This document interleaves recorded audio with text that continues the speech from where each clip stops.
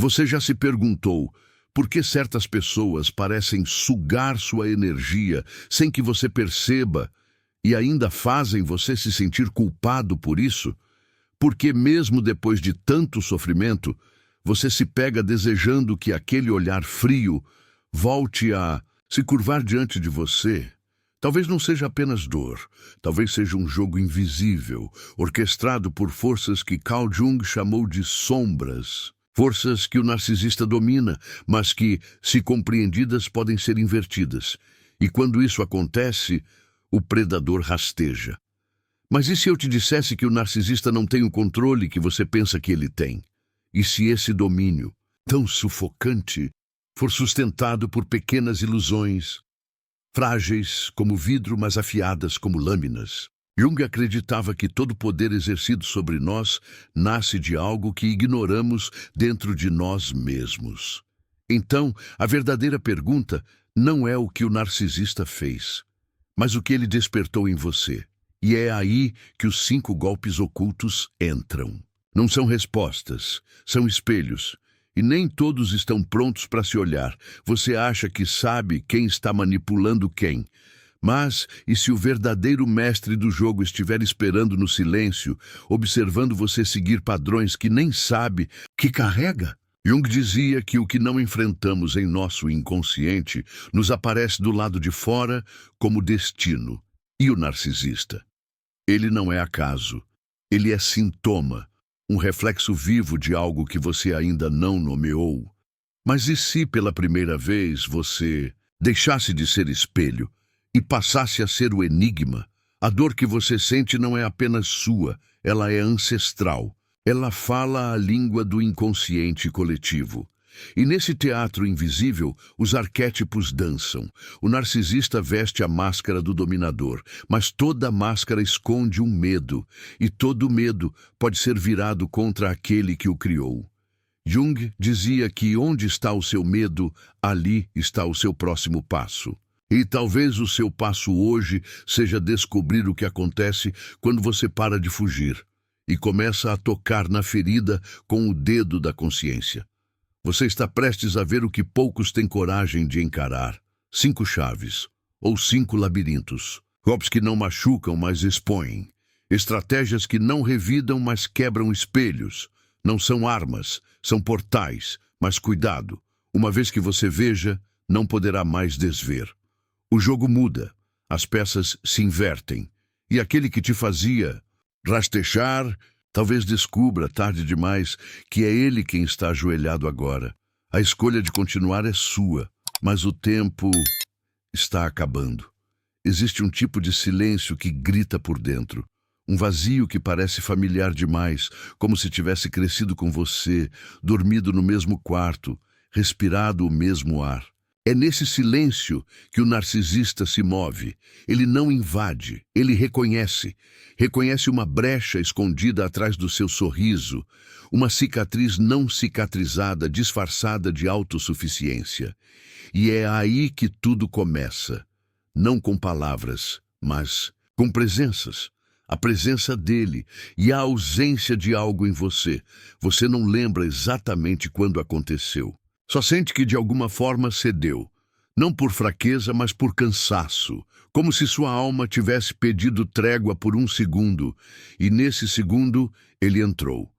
O narcisista não conquista pela força, ele suga pelas frestas, ele se molda às suas carências, repete os gestos que você esperava de quem te feriu primeiro, e chama isso de conexão, mas não é amor, é espelho. Um reflexo do que você perdeu tentando ser aceito. Carl Jung dizia que ninguém se torna iluminado por imaginar figuras de luz, mas sim por tornar consciente a escuridão. E talvez seja essa a armadilha mais cruel. Quando o narcisista entra, ele se apresenta como luz.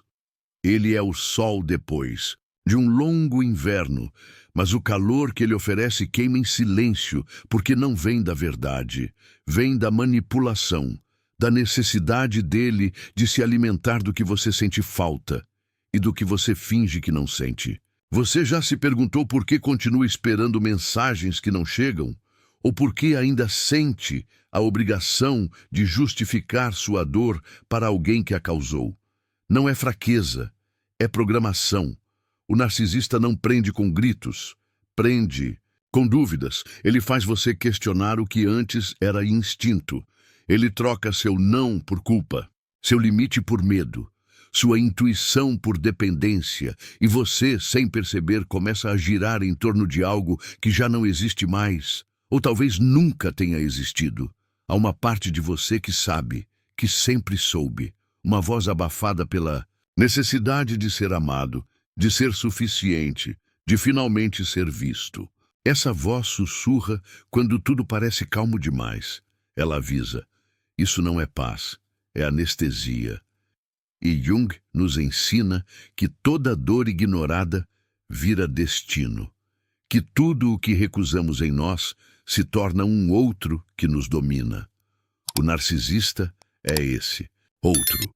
É o grito não escutado, a fome antiga, a parte de você que queria amor e aceitou migalhas como banquete. E ainda assim você sorri. Você finge controle. Você diz que está tudo bem, quando na verdade não sabe mais quem está segurando o leme. O narcisista planta dúvidas, mas colhe controle. Ele observa suas feridas como um caçador que conhece o caminho das presas. E você, querendo sobreviver, cede, abre concessões, recolhe sua luz para não incomodar, apaga seus limites para manter a ilusão viva. Porque o vazio dele exige isso, e o seu medo de ficar só permite. Mas chega um momento, e talvez esse seja o seu agora, em que a dor se torna linguagem, em que cada lágrima não caída pesa mais que um grito, e você percebe que não é só ele que te controla. É o silêncio dentro de você que nunca foi ouvido. Jung chamava isso de reencontro com a sombra. E só quem toca nessa sombra entende. O narcisista não é um fim. Ele é um sinal, um presságio, um chamado para algo que você enterrou e que está prestes a despertar. Então você começa a ver, não com os olhos, mas com a pele. Começa a sentir o que antes ignorava, a lembrar de quem você era antes de precisar se proteger.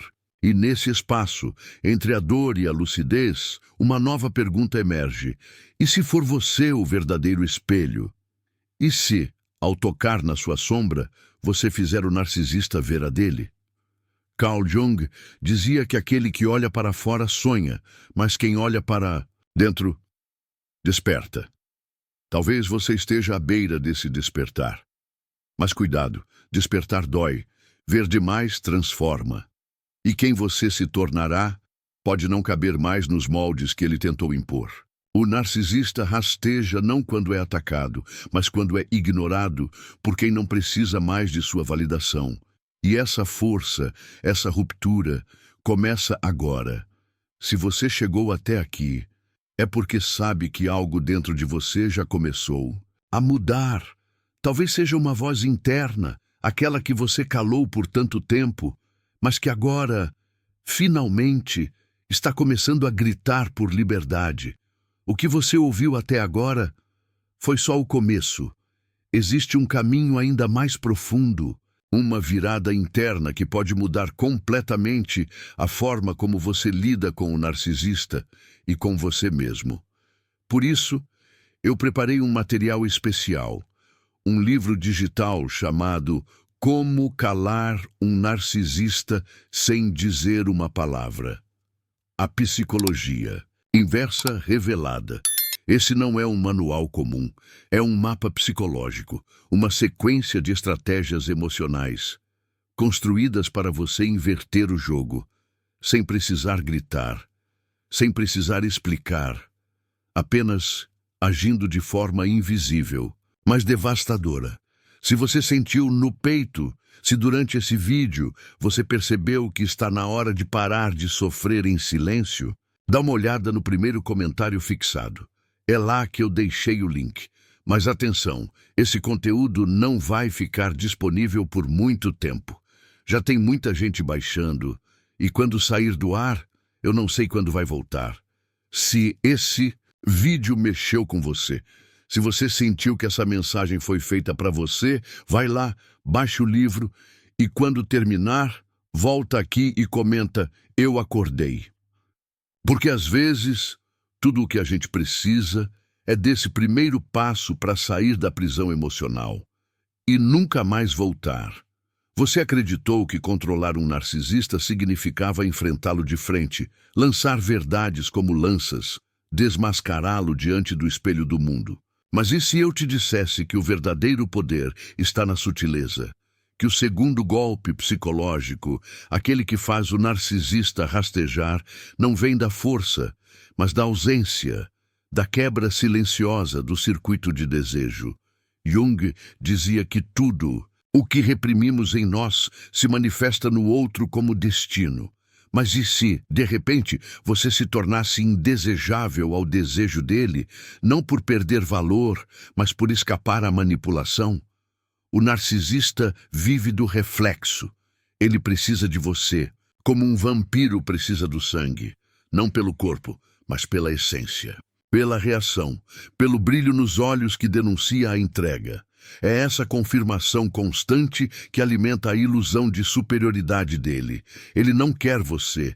Ele quer ver o que pode fazer com você, o que te desarma, o que te desperta, o que te destrói. Então, o segundo golpe não é gritar. É desaparecer do campo emocional sem sair de cena. É sorrir sem entrega. É responder sem revelar. É deixar que ele grite para dentro sem que você reaja. Há um ponto na mente do narcisista em que a ausência se transforma em pânico. Jung ensinava que o inconsciente coletivo carrega medos arquetípicos, e o medo de não ser visto é um dos mais primitivos. O narcisista, em sua armadura de controle, teme o vazio mais do que qualquer ataque. Ele suporta o confronto. Ele sobrevive ao escândalo, mas ele não entende o silêncio. O silêncio é território estranho. E quando você o abandona psicologicamente, mesmo estando presente fisicamente, ele começa a desmoronar. Porque não tem mais onde se refletir. Você começa a se tornar opaco. E isso o enlouquece, porque ele precisa da sua luz para validar a própria existência. Quando você se retira emocionalmente, sem anunciar, sem explicar, sem pedir licença, o jogo se inverte. Você passa a ser o mistério, o enigma, a ausência que dói mais do que a presença. E essa dor, ele não sabe lidar. Porque ela não é explosiva, é fria, silenciosa, contínua. É a fome de quem já teve o controle e agora encontra o nada. E o nada, para o narcisista, é tortura. Mas não se engane. Para aplicar o segundo golpe, você precisa atravessar a própria fome de reconhecimento. Porque ele vai testar, vai provocar, vai tentar reacender a dança do drama, vai criar situações, fazer convites ambíguos, reativar memórias doces como veneno. Vai falar sobre a gente, como se isso ainda existisse. E nesse momento, sua maior batalha não será contra ele, será contra sua necessidade de ser escolhida, de ser ouvida, de ser querida, porque o vício emocional que ele instalou em você ainda pulsa.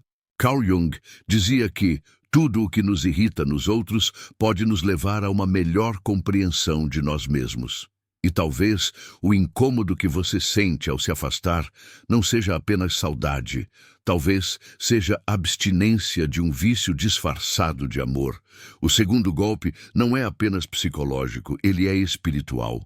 Ele exige que você mate a carência que ele cultivou, que você pare de dançar a música que ele compôs com suas inseguranças e que você, em silêncio, mude a coreografia.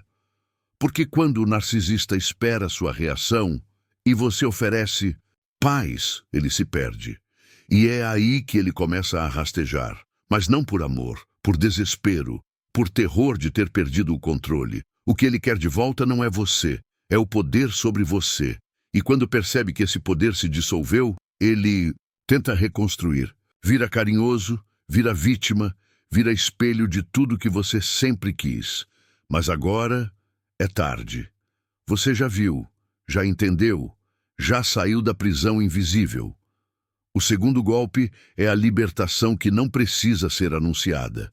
É a presença silenciosa de alguém que se reconheceu além do reflexo. Você não precisa dizer que mudou. O narcisista sentirá na pele. Ele vai procurar a antiga versão sua, aquela que se justificava, que chorava, que implorava migalhas, e não vai encontrar. Vai olhar nos seus olhos e ver apenas o próprio medo refletido. Porque agora você não brilha para ele, você brilha apesar dele. O segundo golpe psicológico faz isso, transforma a vítima em ausência ativa, em presença não acessível, em silêncio que ensurdece, e o narcisista, sem palco, sem plateia, sem roteiro, implora pela dor que você deixou de sentir. E nesse ponto, algo profundo se move dentro de você, porque o que antes era ferida agora é força. O que antes era saudade agora é soberania. O que antes era desejo agora é discernimento. Você olha para ele não com raiva, mas com lucidez. E essa lucidez é como fogo sagrado. Queima tudo que era ilusão, queima tudo que era vício, queima tudo que era apego. Carl Jung dizia que onde há luz, há sombra. Mas agora, a sua luz não é mais combustível. É farol, é limite, é fim. O segundo golpe psicológico não destrói o narcisista. Ele o revela. E o que sobra depois da revelação é apenas a casca de alguém que perdeu o domínio sobre a história. E você finalmente volta a escrever seu próprio roteiro, em silêncio, em paz, em presença, porque agora você não precisa mais do reflexo. Você se reconheceu na escuridão. Isso ele nunca poderá alcançar. É no momento em que o narcisista tenta se reinventar que o jogo muda de tom. Ele já sentiu a ausência. Já provou o gosto da impotência quando o controle escapa por entre os dedos como areia molhada. Mas agora, algo mais profundo se revela. O terceiro golpe não ataca o corpo nem a mente, atinge a alma. Ele não se aplica com palavras duras, mas com uma presença radicalmente verdadeira. É o momento em que você expõe não o narcisista, mas a ferida que o criou, e o faz sangrar com a mesma profundidade com que ele sempre tentou ferir. Carl Jung dizia que toda pessoa carrega uma ferida que não quer olhar, e que quanto mais negamos essa dor, mais projetamos nos outros. O narcisista é um reflexo distorcido de sua própria dor negada. Um ser que vive da manipulação, porque jamais foi tocado com autenticidade. Sua necessidade de controle, sua fome por admiração, sua arrogância disfarçada de autoconfiança. Tudo isso é moldado sobre a fundação podre de uma ferida antiga, abafada, escondida de si mesmo. O terceiro golpe psicológico é acender uma luz direta sobre essa rachadura. Mas aqui está o perigo e a beleza dessa estratégia. Ao tocar a ferida dele, você precisa primeiro reconhecer a sua, porque só alguém que já enfrentou a própria sombra consegue ver com clareza a ferida do outro sem se perder nela. O terceiro golpe não é uma acusação, mas uma revelação. É você dizendo com o olhar: eu sei onde dói, porque também doeu em mim, mas eu escolhi curar, e você continua escondendo. Essa verdade não dita, essa consciência que atravessa, desarma o narcisista mais do que qualquer ataque. Ele não sabe o que fazer quando você deixa de jogar, quando para de reagir e começa a ver quem ele é por trás da máscara. Ver o menino assustado, o ego ferido, o trauma que se disfarça de superioridade. Você não o humilha, você o vê. E ser visto para ele é tortura, porque isso expõe a farsa, expõe a fragilidade que ele construiu muros para esconder. Ele quer ser adorado, não compreendido, porque a adoração sustenta a ilusão. A compreensão, por outro lado, dissolve o personagem. E é nessa hora que ele tenta escapar, muda de assunto, aumenta o tom, faz ameaças sutis, relembra tudo que fez por você como se isso apagasse os abusos, porque o narcisista precisa desesperadamente proteger sua narrativa interna. Ele se alimenta da história que conta a si mesmo, de que é especial, acima dos demais, dono de uma verdade absoluta.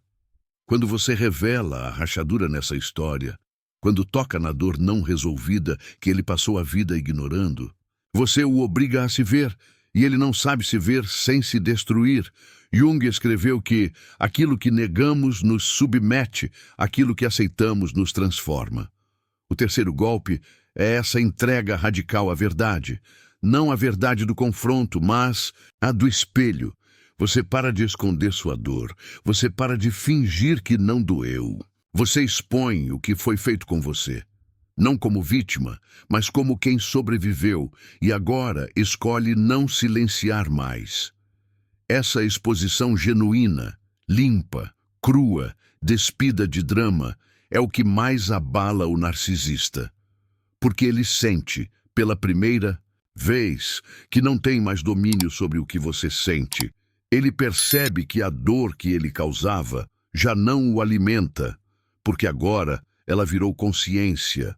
Você não sangra mais, você cura, e esse movimento, invisível aos olhos, transforma toda a dinâmica. O narcisista começa a se desmontar por dentro, porque a estrutura dele depende do sofrimento alheio para sobreviver. E quando você transforma esse sofrimento em sabedoria, em clareza, em presença, ele perde o sustento. O terceiro golpe psicológico é a própria transformação visível acontecendo diante dele e sem que ele tenha participado dela. Talvez ele chore, talvez peça desculpas, talvez tente manipular mais uma vez, dizendo que você o está machucando. Mas agora você vê. Agora você sente, agora você sabe que não precisa vencer. Só precisa não cair de novo no papel que ele escreveu para você. Porque o terceiro golpe não destrói o narcisista, ele o deixa nu. E a nudez emocional, para quem vive de máscaras, é pior do que qualquer rejeição. Nesse momento, algo muito sutil acontece. Você percebe que já não precisa da validação dele. Que não importa se ele reconhece o mal que fez, porque você reconheceu, você viu, você atravessou, e nada, absolutamente nada, poderá arrancar de você essa lucidez.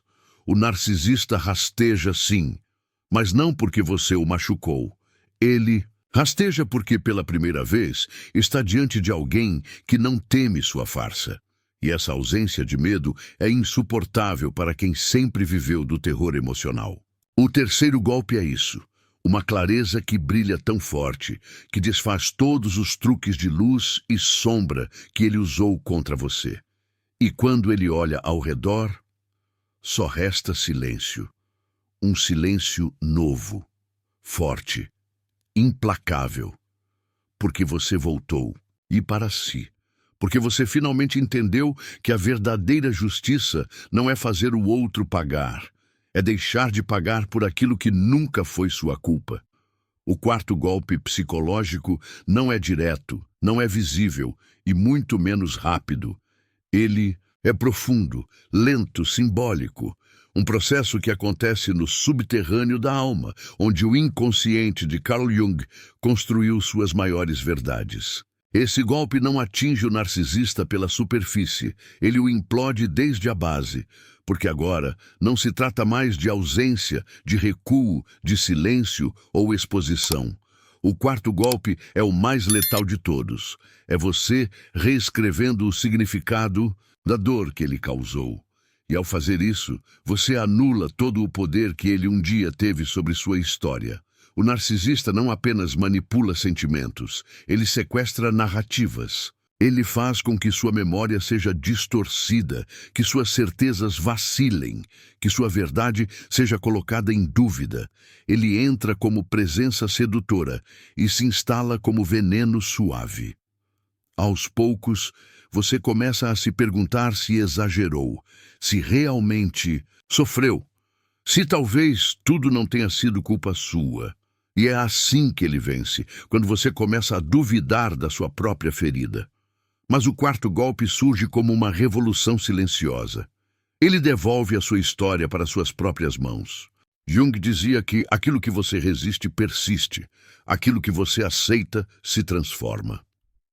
E é exatamente isso que o quarto golpe exige: aceitação radical da dor, mas não aquela aceitação passiva que resigna. É uma aceitação ativa, transformadora, que olha para o trauma de frente e pergunta: o que você tentou me ensinar? Essa pergunta queima, porque ela tira o narcisista do centro da cena. Ela substitui o papel de vítima por algo infinitamente mais perigoso para ele, o de protagonista desperto. Você não precisa mais que ele reconheça o mal, porque você ressignificou o estrago. É aqui que o narcisista começa a ruir de dentro. Porque sua força vinha da certeza de que você era dependente da narrativa que ele construiu. Quando você quebra essa narrativa, quando você diz, sim, doeu, mas agora eu compreendo, tudo que sustentava o vínculo tóxico se desfaz. Ele já não pode mais te culpar, porque você não precisa mais que ele peça perdão. Ele já não pode mais te confundir, porque você enxerga de onde tudo veio. Ele já não tem mais como te capturar, porque você voltou ao lugar onde tudo começou. E dessa vez está consciente. E consciência, para um narcisista, é o pior veneno, porque ela anula o campo de manipulação. Ela é a antítese da ilusão. Carl Jung ensinava que o trauma não é o que te aconteceu, mas o que você aprendeu a sentir sobre o que te aconteceu. E quando esse sentimento muda, o narcisista perde a capacidade de te paralisar, porque agora você olha para trás e entende a origem da dor, entende o buraco que tentou preencher, entende a carência antiga, o eco da infância, o abandono ancestral. Entende que o que ele ativou já estava aí e que agora não está mais. O quarto golpe é um gesto invisível. É quando você caminha pelos mesmos lugares que antes doíam e percebe que eles já não sangram. É quando ele tenta o mesmo script e você apenas observa em silêncio com um olhar que já não pede explicações. É quando ele diz, eu mudei. E você não precisa mais testar, porque você já mudou. A ressignificação do trauma transforma você em alguém para quem o narcisista já não tem acesso, porque ele foi construído para manipular feridas. E agora, você não é mais ferida aberta. Você é cicatriz consciente. Talvez ele sinta raiva, talvez implore, talvez diga que perdeu o amor da vida dele como se isso fosse redenção. Mas a verdade é que o que ele perdeu foi o poder de deformar sua percepção. Ele perdeu o roteiro, perdeu o palco, perdeu a plateia. Por quê? Agora você é autora. Você reescreve o enredo que ele tentou te impor. E mais do que isso, você entende que o trauma que antes era prisão, agora é ponte. Uma ponte que conecta o passado à sabedoria, a dor à liberdade, o caos ao despertar. Essa é a ferida alquímica que Jung tanto explorou. A capacidade de transformar sombra em ouro, de olhar para o horror e encontrar sentido, de entender que o narcisista foi um mensageiro distorcido de algo muito mais profundo, o seu chamado para voltar a si. Ele foi a tempestade que te obrigou a construir abrigo dentro. Ele foi a ameaça que te obrigou a despertar. E agora, mesmo que ele continue gritando, tentando, manipulando, não importa, porque o que te prendia a ele não existe mais. Você não quer mais vingança, não quer mais ver o sofrimento dele, porque agora você entende que a pior punição para um narcisista é perder o acesso à sua psique. Ele rasteja não quando você grita, mas quando você silencia. Não quando você luta, mas quando você compreende. Não quando você fere, mas quando você cura. E essa cura é o quarto golpe. Um golpe que não deixa marcas visíveis, mas que marca para sempre. Porque você não é mais a mesma. E ele sabe disso. Jung dizia que o encontro com o self é o momento mais aterrador da vida humana. E é isso que você representa agora para o narcisista. O espelho do que ele se recusa a ver. Ele não vai suportar, ele vai fugir, vai tentar encontrar outra vítima, vai fingir que não doeu. Mas em algum lugar dentro dele, uma rachadura se abriu. E você continua, em paz, inteira, ressignificada. O trauma, agora, é sabedoria. E ele é só um personagem que não sobreviveu à sua luz. Então, se em algum momento desse vídeo você sentiu aquele aperto no peito, aquela sensação de que essa mensagem foi escrita para você, clica agora no primeiro comentário fixado e garante a sua cópia do meu livro digital, Como Calar um Narcisista Sem Dizer uma Palavra. A Psicologia Inversa Revelada. Isso não é só um livro, é um convite, é um sinal, é o primeiro passo para você quebrar o ciclo e começar a se reconectar com a sua própria força. Se sentir no peito, vai lá, baixa agora. Há um instante na jornada em que tudo muda, não porque algo externo aconteceu, mas porque internamente você desapareceu. Não fugiu, não sumiu do mundo, desapareceu da estrutura emocional que antes te aprisionava. É aqui, nesse lugar silencioso, onde o ego se dissolve e a alma se reconstrói, que acontece o quinto golpe psicológico, o mais silencioso, o mais letal, aquele que o narcisista jamais viu chegando, e quando percebe, já é tarde, porque não há mais nada em você que precise dele. Carl Jung escreveu que a libertação só se torna possível quando o indivíduo se distancia da identificação com suas máscaras. E é justamente nesse ponto que o narcisista perde tudo, quando você se desidentifica do papel de necessitada. Quando a imagem que ele tinha de você, dependente, afetivamente faminta, vulnerável à aprovação, é destruída não por confronto, mas por transcendência. Você não o exclui, não o ataca. Você apenas não o quer mais. E o vazio que isso cria dentro dele é insuportável.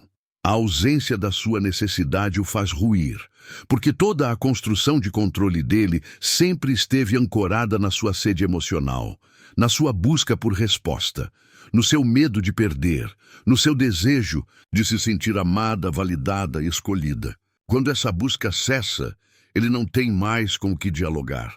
Ele chama e você não responde. Ele provoca e você não sente. Ele reaparece e você não se move. Você não precisa mais vencer o jogo, porque finalmente entendeu que ele não vale o seu tempo. E aqui está o paradoxo. Quando você não precisa mais, o narcisista começa a implorar. Implorar não pelo amor, porque ele não sabe o que isso significa, mas pela reação. Ele tenta ativar o que antes era automático. Usa lembranças, pede conversas adultas, cria crises que só você entenderia. Mas o que ele não sabe é que o seu silêncio agora não é defesa, é verdade. Uma verdade que nasce quando a necessidade morre. E essa verdade não grita, ela simplesmente se impõe como uma nova gravidade. Jung dizia que o que negamos nos controla, o que aceitamos nos liberta. E você aceitou. Que ele nunca foi quem você projetou. Que a história não vai se fechar com redenção. Que o que você buscava nele era, na verdade, o que faltava em você. E agora, preenchida por si mesma, você não tem mais espaço para vícios emocionais. O quinto golpe é esse, a total extinção da necessidade. E para um narcisista, ser tornado desnecessário é o mesmo que ser apagado do universo. Ele sente, mas não sabe como lidar, porque sua vida inteira foi construída em torno da necessidade alheia.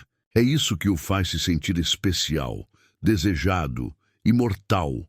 Quando você desaparece da equação afetiva, ele se vê reduzido ao que sempre tentou esconder, um ser comum, carente, frágil, previsível e, acima de tudo, descartável. O quinto golpe psicológico revela ao narcisista o que ele mais teme, que ele nunca foi indispensável, nem único, nem insubstituível. Ele apenas ocupava o vazio que você agora preenche com consciência. Você não quer mais provas, não quer mais mensagens, não quer mais entender o porquê. E essa indiferença emocional, que muitos confundem com frieza, é na verdade a forma mais elevada de lucidez. Você sente compaixão, mas não sente laço. Sente memória, mas não sente saudade. Sente presença, mas não sente apego. Porque agora você pertence a si, inteira, soberana, plena. E ele, diante disso, rasteja não por vingança, mas por desespero. Um desespero que vem de não ser mais necessário para alguém que ele jurava ter em suas mãos. O quinto golpe não é aplicado com estratégia.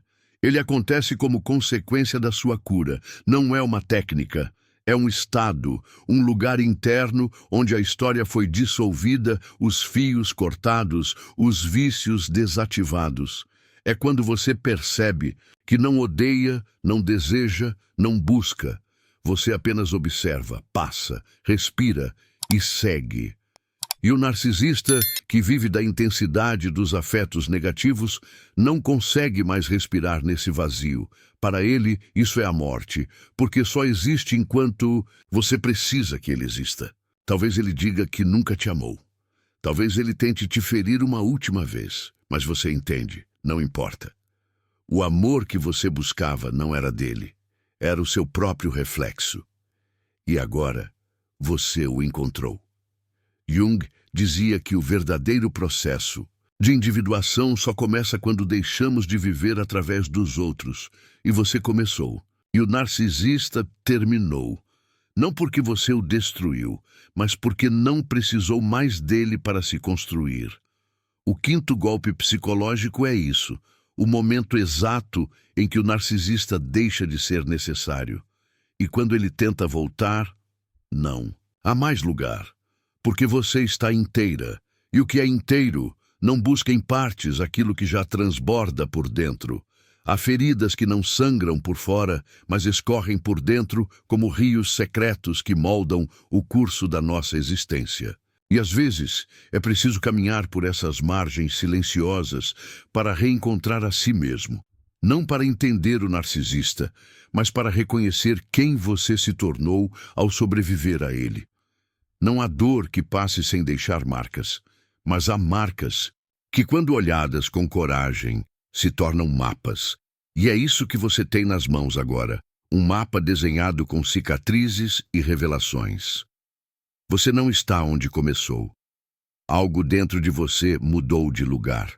E talvez ainda não saiba nomear, mas sente, há uma lucidez nova entre as costelas, uma espécie de silêncio que pulsa, não como ausência, mas como presença.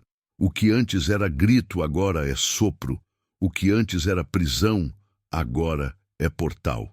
Porque ao tocar na escuridão, você não se perdeu. Você acendeu uma luz que não ilumina o outro, mas o caminho de volta para casa. As máscaras caíram, as verdades veladas foram vistas, e você, que caminhou por dentro de labirintos emocionais, onde a voz do outro era mais alta que a sua, agora ouve, finalmente, o som da sua própria alma.